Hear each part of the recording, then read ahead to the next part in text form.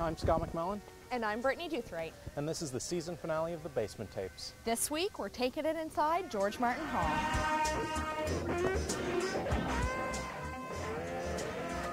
This week's lead stories are MB Power Deal, dead. an update on New Brunswick's pet laws. And later on, a dancing Grampy. Last Wednesday, the lights went out on the MB Power Deal. Crystal Klein gives us an update on this story. On March 20th, the grounds of the legislature were flooded with angry protesters. March 24th, the grounds were silent, except for Doug Parr.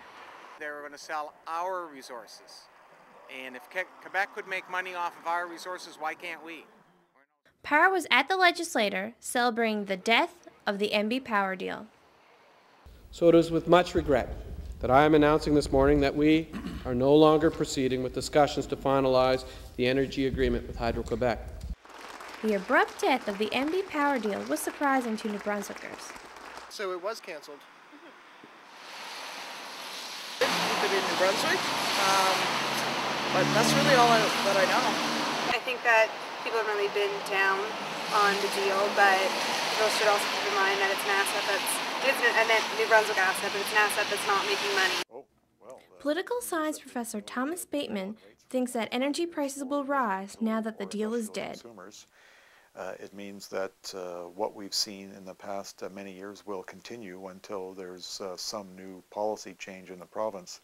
So it's status quo ante, and it will mean probably that rates will increase the next time NB Power reviews its costs.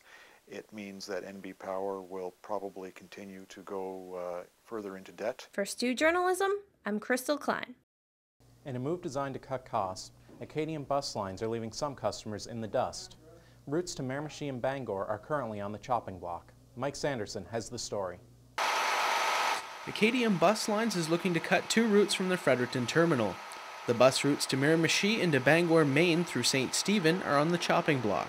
Another route, Fredericton to Rivière-du-Loup, Quebec, will also be scaled down. The New Brunswick Energy and Utilities Board is looking into this and held a public forum. It housed several groups who are opposed to this change, including the student unions at St. Thomas and the University of New Brunswick. They say that the proposed cuts will hurt students, seniors, and the disabled.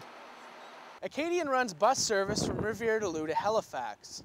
They want to focus their city-to-city travel from Moncton, Fredericton, St. John, and Halifax, increasing their routes to run 4 times a day. The company says that declines in sales and in passenger traffic are the reason for the cuts. The company claims that they have experienced a decline in ridership of 23% in the last 5 years. They approached the New Brunswick government last week for more money to keep the routes. Acadian says competition from other modes of travel is too much for the company to handle. Planes, trains, car rental agencies, and carpools were all identified by the company as competitors. Mike Sanderson, Stu Journalism. Fredericton shoppers will be able to shop till they drop in a newly renovated Regent Mall. Renovations started last week and will continue until November. Joanne Goodall has more on this story. Cadillac Fairview, the real estate owners of Fredericton's Regent Mall, has launched its $13 million renovation project for the building last week. The work will be spread out within 7 months to minimize any inconveniences for the shoppers and store owners. The mall is home to 115 stores and is said to be the fashion destination for the greater Fredericton area. The mall also sees more than 6 million different customers each year. Myrna Brito, the Regent Mall's marketing director, told the Daily Gleaner reporters that they hope the renovations will keep current store owners more comfortable and will also have more investors and new clientele come to the region. By November of this year, customers will expect to see new ceilings and floors as well as new lighting and door entrances. They will also include new and renovated washroom facilities and food court. The mall will also see new benches and chairs to have more comfortable seating arrangements throughout the mall for its customers. Staff at the Regent Mall were unavailable for comment on the renovations. However, its general manager, Colin Perron-Mead, told Daily reporters last week that customers at the mall come first and that by serving them, they will continue to grow competitively within the region. This is Joanne Goodall for Stu Journalism. With cancer rates soaring, the Canadian Cancer Society is reaching out for help with Relay for Life. Matt Chirico has more. Celebrate, remember, fight back. That is the motto of the Canadian Cancer Society's Relay for Life.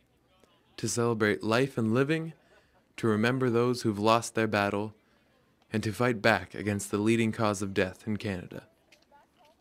Relays like this take place all across Canada, but usually they're in the warmer months. Participants stay up all night from 7 p.m. to 7 a.m. They pass the time with entertainment, activities, and games, while they also take turns continuously walking laps.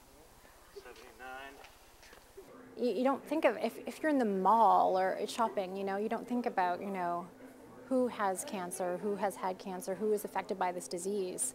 And it's not until you all come together that you realize that it's just about everybody. Reisner came to help kick off the event with the Survivors Victory Lap. When the sun goes down, candles, called luminaries, are lit in remembrance of those who've lost their battles with cancer and for those still fighting. This event was organized by and for St. Thomas students. This is the 4th time Stu has put on the relay, admittedly on a smaller scale than most in the country. Lloyd Chambers works for the Canadian Cancer Society and helps out the Stu organizers. The Relay for Life is our signature fundraising event, so it helps us raise probably over half of our money. So it's a significant event, and it's important that people get involved and help us with our fight against cancer. The city's own relay is held in June. They reach into a larger community and draw in hundreds of thousands of dollars, while also attracting hundreds of participants and more than 200 survivors. However, the Stu event is unique, as it's only one of 2 relays in New Brunswick that are put on by a university. The intimate community feel that defines the university itself is certainly felt at this event. Staying up together is of course exhausting, but enjoyable when it's with friends. Jeremy Fowler is a St. Thomas student and cancer survivor. He was almost 19 when he was diagnosed with testicular cancer. It's been more than a year since his diagnosis. He's had 2 surgeries and chemotherapy treatment in that time. However, he's still hesitant to use the term cancer-free. This event means so much to me. As a survivor, it's just so inspirational to know that there are this many people that care, and it's just incredible the amount of money that is raised year after year, and it's so inspiring as a survivor and just as a student of this university, and there's a strong sense of community, and it's just amazing. Okay. This event was the first time he cut his hair since the chemo treatment. For $120, he auctioned off the chance to cut it. Now he's donating the clippings to be used to make a wig for cancer patients. This year's event raised about $4,500. Not as much as past years, but solid given the amount of other fundraisers on campus this year. By the end of the night, many participants have left for their beds. Those who've stayed don't seem to have the same amount of energy they had 12 hours ago. But they've made it, and feel revived when it's time for the final few laps. Everyone takes part.